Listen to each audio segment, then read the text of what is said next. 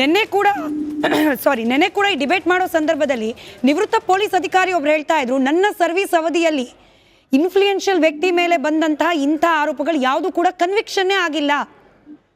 ಹಿಂಗಾಗ್ಬಿಟ್ರೆ ಹೆಂಗೆ ಸರ್? ಈ ಪ್ರಕರಣದಲ್ಲೂ ಹಂಗೆ ಆಗ್ಬಿಡುತ್ತಾ ಅನ್ನೋ ಒಂದು ಸಹಜ ಆತಂಕ. ಕನ್ವಿಕ್ಷನ್ ಆಗಲ್ಲ ಅನ್ನೋ ಕಾರಣಕ್ಕೆ ಏನೇನೋ ವಿಚಾರಗಳು ಬರ್ತವೆ. ಅದು ಇನ್ವೆಸ್ಟಿಗೇಷನ್ ಮಿಸ್ಟೇಕ್ ಆಗಿದೆಯೋ, ಪ್ರಾಸಿಕ್ಯೂಷನ್ ಮಿಸ್ಟೇಕ್ ಆಗಿದೆಯೋ, ಅಥವಾ ಜಡ್ಜ್ ಕೋರ್ಟ್ ಅಲ್ಲಿ ತಗೊಂಡಿರೋ ವ್ಯೂ ಸರಿಯಾಗಿದೆಯೋ ಇಲ್ವೋ ಅನ್ನೋದೆಲ್ಲ ಪ್ರಶ್ನೆ ಆಗುತ್ತೆ. ಹಾಗಾಗಿ ಅಯ್ಯೋ ಯಾರು ಆತರ ಯೋಚನೆ ಮಾಡೋದ್ರಲ್ಲಿ ತಪ್ಪಾಗುತ್ತೆ. ಈ ಪ್ರಕರಣದಲ್ಲಿ ಲೋಕೇಶ್ವರ್ ಸರ್, ಪ್ರಜ್ವಲ್ ರೇವಣ್ಣ ಅವರ ವಿರುದ್ಧ ದಾಖಲಾಗಿರುವ 3 ಪ್ರಕರಣ, ಅದರಲ್ಲಿ ಒಂದು ಹೊಳೆನರಸೀಪುರ ಸ್ಟೇಷನ್ ಪ್ರಕರಣ, ಅದಲ್ಲಿ ಇವತ್ತು ಬಂಧನ ಆಗಿದೆ. ಹಾಕಿರುವ IPC ಸೆಕ್ಷನ್ಗಳು, ಆಗಿರುವ ಡಿಲೇ, ಇದೆಲ್ಲವನ್ನ ಗಮನಿಸಿ ನೋಡಿದಾಗ how strong is the case ನಿಮ್ಮ ಪ್ರಕಾರ? ನೋಡಿ, ಪ್ರಕರಣ ಈಗ ಕೊಟ್ಟಿರೋ ಕಂಪ್ಲೇಂಟ್ ಅಲ್ಲಿ ಒಂದು ಮುಖ್ಯವಾದ ಅಂಶ ಇರೋದು 164 ಸ್ಟೇಟ್ಮೆಂಟ್ ಏನಾಗಿದೆ. ಆಮೇಲೆ ಅದು ತುಂಬಾ ಇಂಪಾರ್ಟೆಂಟ್. ಆ 164 ಸ್ಟೇಟ್ಮೆಂಟ್ ಕಂಪ್ಲೇಂಟ್ ಮಾಡಿರೋದ್ರಿಂದ ಕೋರ್ಟ್ ಅಲ್ಲಿ ಎವಿಡೆನ್ಸ್ ಒಂದು ಪಾಸಿಟಿವ್ ಆಗಿ ಪ್ರಾಸಿಕ್ಯೂಷನ್ಗೆ ಸಿಗುತ್ತೆ ಇದು. ಹಾಗಾಗಿ ಕಂಪ್ಲೇಂಟ್ ಅಲ್ಲಿ ಸ್ಟ್ರೆಂತ್ ಇದೆ. ಇರೋದಕ್ಕೋಸ್ಕರನೇ SIT ಅವರು ಆ ಮಟ್ಟದ ಒಂದು ಇನ್ವೆಸ್ಟಿಗೇಷನ್ ಅಲ್ಲಿ ಇವತ್ತು ಪಾರ್ಟಿಸಿಪೇಷನ್ ಅಲ್ಲಿ ಇದ್ದಾರೆ. ಮುಂದೆ ಇನ್ನು ಸ್ಟೇಜ್ ಸ್ಟಾರ್ಟ್ ಆಗೋದು ಈಗ. ಯಾಕಂದ್ರೆ ಮೇನ್ ಅಕ್ಯೂಸ್ಡ್ ಅಂತ ಏನಿದ್ದಾರೆ ಅವ್ರು ಈಗ ಬಂದಿದ್ದಾರೆ. ಈಗ ಅದಕ್ಕೆ ಲಿಂಕ್ಗಳನ್ನ ಎಲ್ಲ ಅವ್ರ ಬಗ್ಗೆ ಏನೇನು ಅಲಿಗೇಷನ್ ಆಗಿದೆ ಅದನ್ನೆಲ್ಲ ಈಗ ತಕೊಂಡು ಹೋಗ್ತಾರೆ. ರೈಟ್ ಸರ್, ಮಾತನಾಡ್ತೀನಿ. ನಡಿ, ಈಗ ಶುರು ಮಾಡೋಣ. ಕೇಸರಿಯಿಂದ ಮನೋಲ್ಲಾಸ ಮನಸ್ಸು ಮತ್ತೇರಿ ಕುಣಿದಾಡಿದೆ ನೋಡು, ಮನಸ್ಸು ಮತ್ತೇರಿ ಕುಣಿದಾಡಿದೆ ನೋಡು. ಕ್ಷಣ ಕ್ಷಣವೂ ಆಚರಿಸಿ ಕೇಸರಿ ಹಬ್ಬ. ವಿಮಲ್ ಬಾಯಲ್ಲಿ ಹೇಳಿ ಕೇಸರಿ. ನಿಮ್ಮ ವಿಡಿಯೋ ನಮಗೆ ರೀಚ್ ಆಗ್ತಾ ಇಲ್ಲ, ಸ್ವಲ್ಪ ಡಿಸ್ಟರ್ಬೆನ್ಸ್ ಇದೆ. ನಮ್ಮ ಟೆಕ್ನಿಕಲ್ ಟೀಮ್ ಅದನ್ನು ಸರಿಪಡಿಸಿ ಮತ್ತೆ ನಿಮ್ಮನ್ನ ಮಾತನಾಡ್ತೀನಿ. ವರಲಕ್ಷ್ಮಿ ಮೇಡಮ್, ಇವಾಗ ಚರ್ಚೆ ಆಗ್ತಿದ್ದಿದ್ದು ಅದೇ ಕಂಪ್ಲೇಂಟು. ರಘು ಅವರು ಕೂಡ ಹೇಳ್ತಿದ್ದಾರೆ 2000ಕ್ಕೂ ಅಧಿಕ ಇರಬಹುದು ಅನ್ನೋ ಅನುಮಾನ ಇದೆ ಮಹಿಳೆ ಸಂತ್ರಸ್ತರ ಸಂಖ್ಯೆ. ಬಟ್ ಕಂಪ್ಲೇಂಟ್ ಅಂತ ರಿಜಿಸ್ಟರ್ ಆಗಿರೋದು ಕೇವಲ 3 ಅಧಿಕೃತವಾಗಿ ಇಲ್ಲಿವರೆಗೂ. ಸ್ಟ್ರಾಂಗ್ ಎವಿಡೆನ್ಸ್ಗಳು ಇದೆಯಾ? ಅದ್ರ ಬಗ್ಗೆ ಕೂಡ ಆತಂಕ ಇದೆ. ಅದರಲ್ಲೂ ಅತ್ಯಾಚಾರ, ಲೈಂಗಿಕ ದೌರ್ಜನ್ಯ, ಇದರೆಲ್ಲ ಟೈಮ್ ಬಹಳ ಮುಖ್ಯವಾಗುತ್ತೆ. ಅಂದ್ರೆ ಯಾವಾಗ ಆಯ್ತು, ಎಷ್ಟು ಬೇಗ ಕೇಸ್ ದಾಖಲಾಯಿತು, ತನಿಖಾಧಿಕಾರಿಗಳು ಎಷ್ಟು ಬೇಗ ತನಿಖೆ ಶುರು ಮಾಡಿದ್ರು. ಬಟ್ ಇಲ್ಲೂ ಕೂಡ ಆತಂಕ ಡಿಲೇದು. ನ್ಯಾಯ ಸಿಗುತ್ತೆ ಅನ್ನೋ ಹೋಪ್ ಕಮ್ಮಿ ಆಗಿಬಿಡುತ್ತಾ ಎಲ್ಲೋ ಒಂದು ಕಡೆ ಅನ್ನೋ ಆತಂಕ ಸಹಜವಾಗಿರುತ್ತೆ. ಈಗ ನ್ಯಾಚುರಲಿ ಚರ್ಚೆಗಳು ಭಾಳ ಎಲ್ಲ ಕಡೆಯಲ್ಲಿ ಕೂಡ ಡಿಸ್ಕಷನ್ ಆಗ್ತಾ ಇದೆ. ಆದರೆ ನಾನಿಲ್ಲಿ ಹೇಳೋದು ಸಹಜವಾಗಿ ನಡೆಯುವಂಥ, ಅಂದರೆ ಸಹಜ ಅಂತ ಅದು ಆ ರೀತಿಯಲ್ಲಿ ಭಾವಿಸ್ಬೇಕಾಗಿಲ್ಲ. ಈಗ ಯಾವುದೋ ಒಂದು ಲೈಂಗಿಕ ದೌರ್ಜನ್ಯ, ದಬ್ಬಾಳಿಕೆ ಅಥವಾ ರೇಪ್ ಆಗಿದೆ ಅಂತ ಹೇಳಿ ನಾವು ಆ ಕೇಸನ್ನು ಇನ್ವೆಸ್ಟಿಗೇಷನ್ ಮಾಡೋದಕ್ಕೂ, ಇದು ಲೈಂಗಿಕ ಹತ್ಯಾಕಾಂಡ ನಡೆದಿರ್ತಕ್ಕಂಥ ಕೇಸನ್ನು ಇನ್ವೆಸ್ಟಿಗೇಷನ್ ಮಾಡೋದಕ್ಕೆ ಇರುವಂಥ ವ್ಯತ್ಯಾಸಗಳನ್ನು ಮೊದಲು SIT, ನಮ್ಮ ರಾಜ್ಯದ ಜನತೆ ಮತ್ತು ಕಾನೂನು ತಜ್ಞರು, ನ್ಯಾಯಾಧೀಶರುಗಳು ಕೂಡ ಈ ದೃಷ್ಟಿಯಿಂದ ಅದನ್ನು ನಂಬರ್ 1 ಆಗಿ ನೋಡಬೇಕಂತ ನಾನು ಅಂದ್ಕೊಳ್ತೀನಿ. ಎರಡನೇದು, ಇಲ್ಲಿ ಒಬ್ಬ ಪ್ರಭಾವಿ ರಾಜಕಾರಣ ತನ್ನ ಮಜಲ್ ಪವರ್, ಮನಿ ಪವರನ್ನು ಉಪಯೋಗಿಸಿ ಇವತ್ತು ಹೆಣ್ಮಕ್ಳನ್ನು ಇಲ್ಲಿ ಉಪಯೋಗ ಮಾಡಿರೋದು. ಅದು ಒಂದು ದಿನದ ಅಲ್ಲ, 2-3 ವರ್ಷಗಳಿಂದ ನಡ್ಕೊಂಡು ಬರ್ತಾ ಇರ್ತಕ್ಕಂಥ ಒಂದು ಪ್ರಕ್ರಿಯೆ. ಈಗ ಇದಕ್ಕೆ ನಾವು ವಿಡಿಯೋಗಳು ನೋಡುವಾಗ, ಈಗ ಇಲ್ಲಿ ಚರ್ಚೆಗಳಲ್ಲಿ ಬರ್ತಾ ಇರೋ ಹಾಗೆ ಸಹಮತಿ ಇದೆ ಅನ್ನುವಂಥದ್ದು ಬರ್ತಾ ಇದೆ.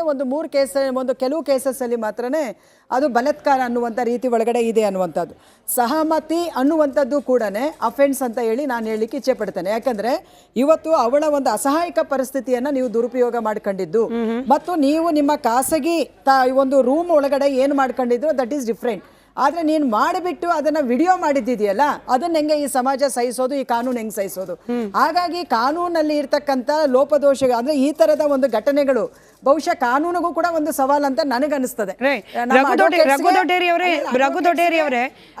ನಾನು ಕಂಪ್ಲೀಟ್ ಮಾಡ್ತೀನಿ. ಅಡ್ವೊಕೇಟ್ಸ್ಗೆ, ನಮ್ಮ ಜಡ್ಜಿಗಳಿಗೆ, SITಗೆ ಮತ್ತು ಕಾನೂನು ತಜ್ಞರಿಗೆ ಒಂದು ಸವಾಲು. ಯಾಕಂದರೆ ಇದುವರೆಗೂ ಈ ಥರದ ಘಟನೆ ನಡೆದಿಲ್ಲ. ಸೊ ಈಗ ವಿಶೇಷವಾದಂಥ ಒಂದು ಇದಕ್ಕೊಂದು ಪ್ರಯೋಗವನ್ನು ಮಾಡಬೇಕಾಗ್ತದೆ. ಅದಕ್ಕೆ ನನಗನ್ಸೋದು ಮೊದಲು ಅವರನ್ನು ಮಂಪರು ಪರೀಕ್ಷೆಗೆ ಒಳಪಡಿಸಬೇಕು, ನಂಬರ್ 1. ಸೊ ಅದರಲ್ಲೂ ಕೂಡ ಗೊತ್ತಾಗ್ಲಿಲ್ಲ ಅಂತ ಹೇಳಿದ್ರೆ ಬ್ರೈನ್ ಮ್ಯಾಪಿಂಗ್ ಮಾಡಬೇಕು. ಸೊ ಬ್ರೈನ್ ಮ್ಯಾಪಿಂಗಿಗೆ ಕಾನೂನಲ್ಲಿ ಅವಕಾಶ ಇದೆಯಾ ಇಲ್ವಾ, ಕಾನೂನು ತಜ್ಞರು ಚರ್ಚೆ ಮಾಡಲಿ, ಅದು ಅವರ ಎಡೆಕ್. ಯಾಕಂದ್ರೆ ಇವತ್ತು ನೂರಾರು ಹೆಣ್ಣುಮಕ್ಕಳ ಮೇಲೆ ನಡೆದಿರ್ತಕ್ಕಂಥ ಈ ಒಂದು ಏನು ಲೈಂಗಿಕ ಹತ್ಯಾಕಾಂಡ ಏನಿದೆ, ಇದಕ್ಕೆ ಏನಾದರೂ ಕೂಡ ನೀವು ಪನಿಷ್ಮೆಂಟ್ ಅಲ್ಲಿ ಸ್ವಲ್ಪ ಸಡಿಲತೆ ಕೊಟ್ರೆ ಅಥವಾ ನ್ಯಾಯಕ್ಕೆ ಯಾವತ್ತೂ ಕೂಡ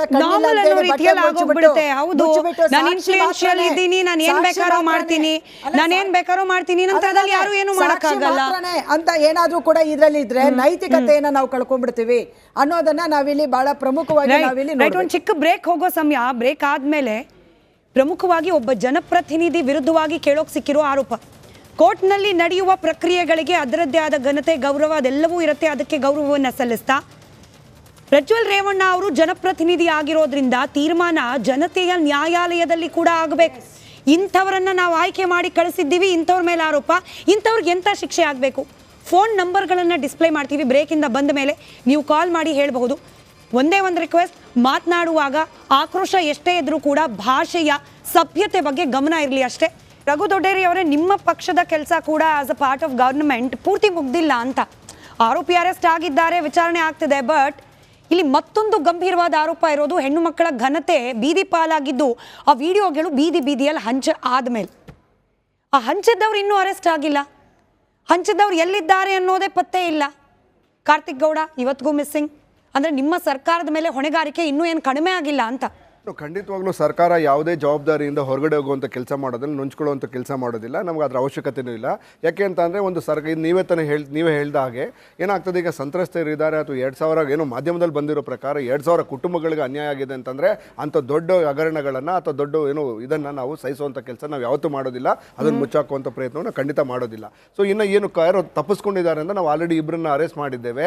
ಇಷ್ಟು ಒಂದು 23 ಜನನ ಆಲ್ರೆಡಿ ಅಡಿಷನಲ್ ಆಗಿ ಅರೆಸ್ಟ್ ಮಾಡಿದ್ದೇವೆ. ಅಂದರೆ ಪ್ರತಿಯೊಂದು ಮೈನ್ಯೂಟ್ ಇನ್ಫಾರ್ಮೇಷನ್ ಕೂಡ ನಾವು ಇನ್ ಡೀಟೇಲ್ ಆಗಿ ಹೋಗಿ ಇಬ್ರು ವಿಚಾರದಲ್ಲೂ ಕೂಡ ನಿಮ್ಮೇಲೆ ಬಂದಿದ್ದ ಆರೋಪ ಅಂತಂದ್ರೆ ಅವ್ರು ಬಿಜೆಪಿ ನಾಯಕನ ಆಪ್ತರು ಅನ್ನೋ ಕಾರಣಕ್ಕೆ ಅವ್ರ ವಿರುದ್ಧ ಕತ್ತಿ ಮಸಿತು ಕಾಂಗ್ರೆಸ್.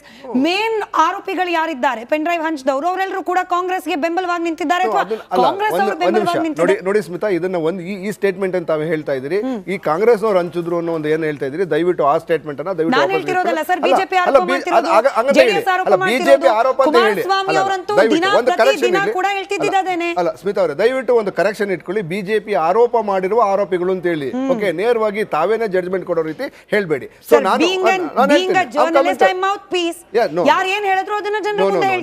ಜನಗಳ ಮುಂದೆ ಹೇಳಿ, ಆದ್ರೆ ಇವ್ರು ಹೇಳಿರೋದು ಅಂತ ಹೇಳಿ ಅಷ್ಟೇನೆ. Okay, so correct that. So ನಾನು ಈ ವಿಚಾರದಲ್ಲಿ ಒಂದು ವಿಚಾರವನ್ನ ನಿಮಗೆ ಜ್ಞಾಪಿಸಕ್ಕೆ ಇಷ್ಟಪಡ್ತೀನಿ. ಒಂದೇನು ಅಂತ ಹೇಳಿದ್ರೆ, ಮಾನ್ಯ ಹಾಸನದ ಮಾಜಿ ಶಾಸಕರೊಬ್ರು ಹೇಳ್ತಾರೆ, ನೀವೇನಾದ್ರೂ ಆಕ್ಷನ್ ತೆಗೆದುಕೊಳ್ಳಬೇಕು ಅಂತ ಹೇಳಿದ್ರೆ, ಯಾರಾದ್ರೂ ವಿಡಿಯೋ ಹೊರಗಡೆ ಬಿಟ್ಟಿರೋ ಅಥವಾ ಮೊಬೈಲ್ ನಲ್ಲಿ ವಿಡಿಯೋ ಅಂತವ್ರನ್ನ ಆಕ್ಷನ್ ತೆಗೆದುಕೊಳ್ಬೇಕು ಅಂತಂದ್ರೆ ಹಾಸನ ಸಿಟಿ 1ರಲ್ಲಿ 10,000 ಜನದ ಮೇಲೆ ತೆಗೆದುಕೊಳ್ಬೇಕು ಅಂತ ಹೇಳ್ತಾರೆ ಒಬ್ರು ಬಿಜೆಪಿ ಶಾಸಕರು. ಅಂದ್ರೆ ಏನಂತ ಅರ್ಥ, ಈ ಇನ್ವೆಸ್ಟಿಗೇಷನ್ ಇನ್ನು ಶುರುವಾಗೋದಕ್ಕೆ ಮೊದಲೇನೆ 10,000 ಹಾಸನದ ಮೊಬೈಲ್ಗೆ ಕಳಿಸಿದವ್ರು ಯಾರು? ಸೊ ಇದೇ ಬಿಜೆಪಿ ಶಾಸಕರು, ಇದೇ ಬಿಜೆಪಿಯ ಮಾಜಿ ಶಾಸಕರು, ಇದೇ ಬಿಜೆಪಿಯ ನಾಯಕರು LR ಶಿವರಾಮೇಗೌಡರು ಆಗಿರ್ಬೋದು ಅಥವಾ ದೇವರಾಜೇಗೌಡರು ಆಗಿರ್ಬೋದು, ಇದೇ 3 ತಿಂಗಳು ಮೊದಲೇ ಇದನ್ನ ರೈಸ್ ಮಾಡಿದ್ರು. ಸೊ ಅಂದ್ರೆ ಈ ಹಗರಣದ ಅಂದ್ರೆ ಯಾವುದೋ ಒಂದು ಪಿತಿರಿ ಅವರ ನಡುವೆ ಇದ್ದಂತ ಒಳಜಗಳದಲ್ಲಿ ಈಗ JDS ಮತ್ತೆ ಬಿಜೆಪಿ ಒಂದಾಗಿದ್ದಾರೆ. ಇದು 3 ತಿಂಗಳ ಮೊದಲು ಬಿಜೆಪಿ ಮತ್ತೆ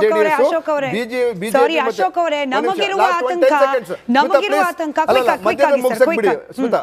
ಓಕೆ, ಸೊ ಈ ಒಳಜಗಳದಲ್ಲಿ ಅವರವರೇ ಮಾಡ್ಕೊಂಡಿರ್ತಕ್ಕಂಥ ತಪ್ಪನ್ನ ನಾವು ನಮಗೂ ಅದಕ್ಕೆ ಜವಾಬ್ದಾರಿ. ಎಸ್, ಅಸ್ ಎ ಜವಾಬ್ದಾರಿ, ಸರ್ಕಾರದ ಜವಾಬ್ದಾರಿ ನಾವೇನಿದೆ ಅಂದ್ರೆ ನಿಜವಾಗ್ಲೂ ಯಾರು ತಪ್ಪಿತಸ್ಥರಿದ್ದಾರೆ ಅವ್ರಿಗೆ ಏನೋ ಸಂತ್ರಸ್ತಿದ್ದಾರೆ ಅವ್ರಿಗೆ ನ್ಯಾಯ ಮ್ಯಾನೇಜ್ ಆಗಿದೆ ಎಲ್ಲವೂ ಅಂತ ಮೇಲ್ನೋಟಕ್ಕೆ ಗೊತ್ತಾಗ್ತಿದೆ ಅಂದ್ರೆ ಲಾಭ ಇದೆ ಇದ್ರ